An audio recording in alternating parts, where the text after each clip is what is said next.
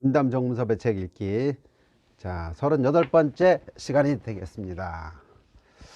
오늘은 제가 좀 미래를 예측하는 책을 한번 골라봤습니다. 이 책인데 바로 초예측이라는 책이 되겠습니다. 세계적인 석학 8명이 앞으로 다가올 미래에 대해서 예시한 이런 책인데, 이 책을 쓴 사람은 오노 가지모토라는 일본인인데, 일본인이 세계적인 석학 8명을 만나서 나름대로 그 사람들에 대한, 그 사람들이 바라보는 전반적인 시각, 전문가적 시각에서 바라본 이야기들을 다루고 있습니다. 그래서 초예측이라고 이렇게 표현했는데, 하나하나 한번 들어가 보도록 하겠습니다. 먼저 구독 중으로 눌러주시면 감사하다는 말 먼저 드리고요. 자, 프롤로그에서 미래를 예측하면 현재 할 일이 명확해진다, 이런 얘기가 나오죠. 예. 그래서 지금 우리는 AI죠. 인공지능이 이끄는 어떤 혁명의 한 가운데 있다. 인공지능이 미래에 어떤 변화를 일으킬지 예측 가능한 면도 있고 전혀 예측할 수 없는 그런 부분도 있다. 그렇지만 석학들의 예지를 활용할 수 있다면 미래의 이미지를 조금이나마 좀 구체적으로 그릴 수 있으면 현재 할 일이 더욱 명확해질 수 있다, 이런 얘기를 하고 있습니다. 그래서 이런 석학들의 이야기, 진단을 통해서 우리가 빨리빨리 액션에 들어가야지만 지구가 오랫동안 잘 가지 않을까, 그런 이야기를 담고 있습니다. 자, 차례에 들어가 보면요, 총 8파트로 되어 있습니다. 8명의 석학을 만났다는 얘기죠. 인류는 어떤 운명을 맞이할 것인가, 그 다음에 현대 문명은 지속할 수 있는가, 인공지능을 어떻게 통제할 것인가, 100세 시대 삶은 어떻게 바꾸는가, 기술이 인간을 행복하게 해주는 건가, 무엇이 민주주의를 위협하는가, 혐오와 갈등은 사회를 분열시키는가, 핵 없는 동북아는 가능한가, 뭐 이런 이야기들이 되게 있습니다. 자, 그럼 강론 파트로 들어가서 8명에 대한 이야기를 하나하나 한번 짚어보도록 하겠습니다. 첫 번째 나오는 분이 유발 하랄입니다. 사피엔스의 저자죠. 예, 사피엔스. 여러분, 제가 지난주에 아마 다뤘던 책이 뭐였습니까? 갑자기 생각이 안 나네.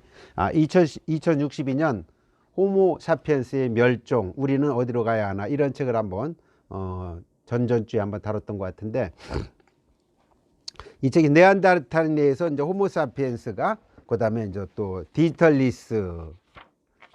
인간한테 결국은 멸망당한다, 이런 얘기죠. 그 전편이라고 생각해도 좋을 것 같습니다. 이 사피엔스 결국 우리가 네안데르탈인에 의해서 호모사피엔스가 탄생했지만 결국은 망하게 될 것이다 라는 것을 짚은 책인데, 이 책은 누구 때문에 유명해졌냐?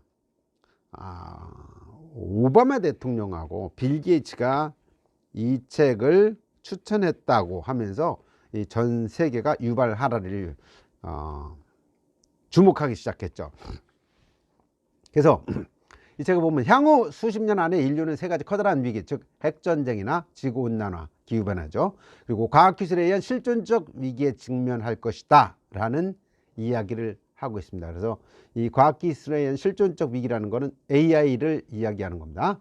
위기가 현실화되기 전에 막아야 된다. 불안감을 느꼈을 때 어떤 행동을 취할지는 각자의 몫인데, 내 입장에서는 전반적인 예측만 할 뿐이다. 뭐 이렇게 이해를 하면 될 것 같습니다. 자, 두 번째 소개해 주는 석학은 제레드 다이아몬드, 총균세의 저자라고 할 수 있죠. 이 총균세라는 것은 건, 그 다음에 점스 앤드 스틸입니다. 무기하고, 그 다음에 역병이죠. 그 다음에 이제 스틸이니까 뭡니까? 철이죠. 철. 예. 이 세 가지들을 이제 정리한 책이라고 보시면 되겠는데, 제레드 다이아몬드 역시 국가 간 빈부격차가 야기하는 세 가지 위험이 있다. 그 첫 번째가 신종 감염병이 확산하는 부분, 두 번째는 테러리즘, 세 번째 빈곤격차로 인한 타국으로 이주 가속화 가능성이 있다라고 진단을 하고 있고요. 그래서 우리가 환경을 파괴하고 자원을 엄청나게 소비하고 있는데, 그래서 가급적이면 인구가 줄어드는 게 좋겠다, 인구가 많은 게 좋은 건 아니다, 이런 얘기도 하고 있고요. 이를 방치한 한 세계는 불안정하게 되고 살아갈 이유가 없는 것으로 변모될 수 있을 것이다 라고 경고도 하고 있습니다. 자, 다음으로 소개하는 분은 닉 보스트럼이 되겠죠. 슈퍼 인텔리전스의 저자입니다. 슈퍼 인텔리전스의 저자. 이 슈퍼 인텔리전스 저자는 잠깐만요. 닉 보스트럼, 스웨덴에서 태어난 옥스퍼드 대학교 철학과 교수입니다. 철학과 교수. 그런데 이분이 이제 얘기하는 건 뭐냐? 인공지능이라는 거는 노동력을 책임을 지게 될 것이고, 인류는 오락문화 심취할 수 있는 유토피아가 출현할 가능성이 있다고 굉장히 긍정적으로 본 겁니다. 근데 어떤 책을 보면은 AI가 인류처럼 감성을 같이 집어넣어 가지고 이게 인간보다 더 높아질 경우, 좀 그런 상황이 벌어졌을 경우에 인간을 지배할 것이다 라고 보는 그런 부정적 시각들이 많았고, 제가 2주 전에 봤던 2062 호모사피엔스의 멸종도 그런 시각에서 지금 진단한 책이거든요. 근데 이분은 굉장히 초긍정적으로 봤습니다. AI가 모든 노동력을 책임질 것이고, 우리 인류는 오락문화 심취해 갖고 아주 유토피아가 출현하는 그럴 가능성이 있다, 이렇게 얘기를 하고 있습니다. 그래서 기업이 미래 인공지능이 더욱 중요해질 것이라고 인식을 한다면 협력, 신뢰, 투명성의 문화가 더욱 확산될 것이다 라고 진단을 하고 있습니다. 이분은 굉장히 긍정적이었다라는 얘기 드리고, 다음 네 번째입니다. 네 번째는 린다 그레틴이죠. 이분은 런던 경영대학 비즈니스스쿨 교수인데, 이분이 쓴 책이 또 유명한 책이 있습니다. 100세 인생이라는 책이죠. 100세 인생. 자, 다가올 장수사회는 교육, 일, 은퇴라는 이런 3단계 모델이 이제 막을 내리고, 좀 더 세분화된 인생 단계에 따라 나이에 구애받지 않고 살아갈 것이다. 그래서 중요한 것이 이제 재충전, 그리고 재교육, 이런 것들이 수시로 이루어져야 되고, 이런 것이 또 앞으로는 기업 내지는 국가 차원에서 이루어져야 되는데, 이것이 지금 좀 잘 되는 나라가 좀 있다고 소개를 하고 있습니다. 그 나라가 이 책에서 보면은 싱가포르를 지적하고 있고, 그 다음에 북유럽 국가인 핀란드, 덴마크, 스웨덴 같은 나라들이 이런 그 100세 시대 교육을 잘 진행하고 있다. 그래서 평생 학습에 투자를 해야만 어른을 위한 교육 프로그램을 국가 차원에서 구축할 필요가 있다라는 이야기를 언급을 하고 있습니다.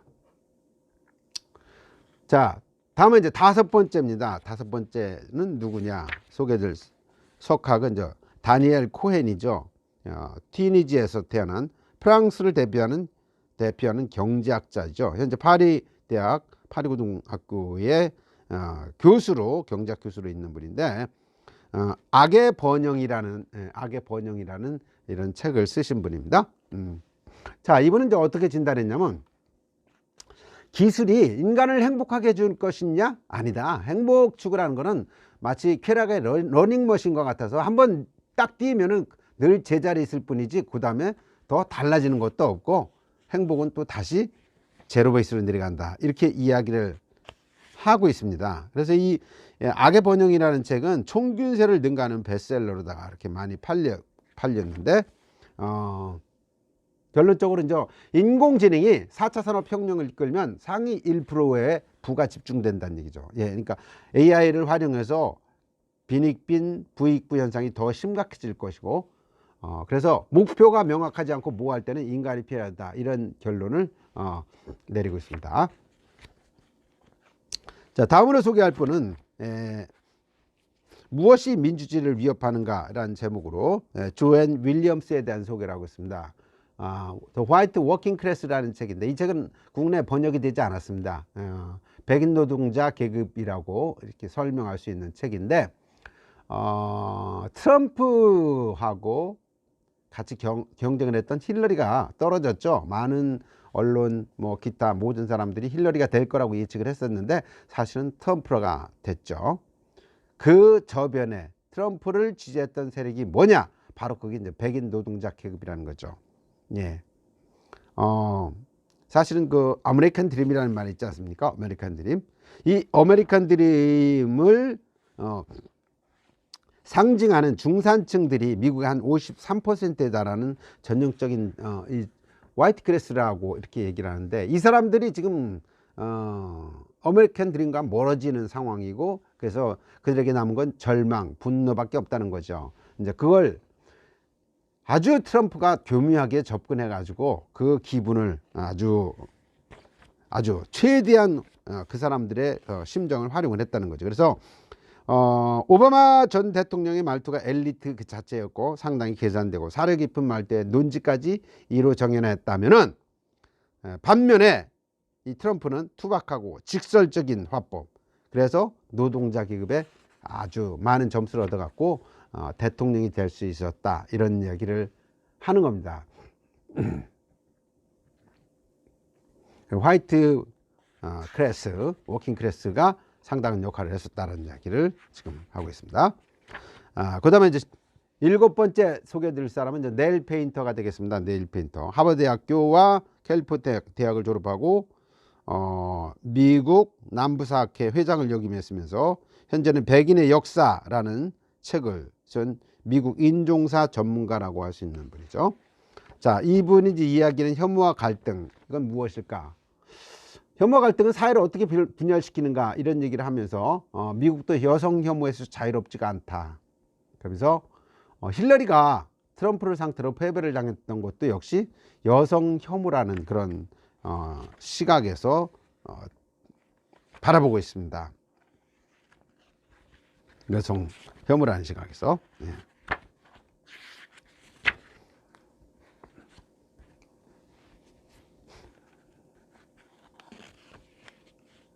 그래서 트럼프가 미국을 다시 위대하게 하라 라고 했던 말은 미국을 다시 희게 하라 라는 의미였다고 해석을 하면서,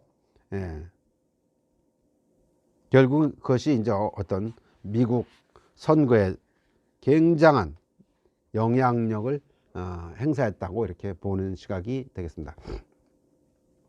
자, 마지막으로 소개할 사람은 이제 윌리엄 펠입니다. 1927년생 미국 육군 공병대 사병으로 일본에서 복무하면서 전후 일본을 몸소 겪고 행정부 국방부 차관, 클린턴 행정부 당시에 이제 국방부 장관을 역임한 사람이죠.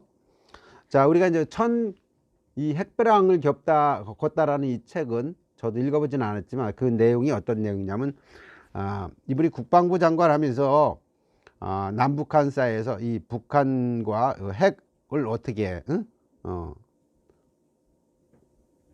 막을 것이냐라는 걸 가지고 고민을 많이 했던 사람이죠. 그랬는데 여러분 알다시피 1994년 기억하고 계십니까? 예. 한국에서 팀스피트 훈련을 다시 재개하려고 하는 순간 미국이 NPT 핵 확산 금지 조약 거기에 탈퇴를 했죠.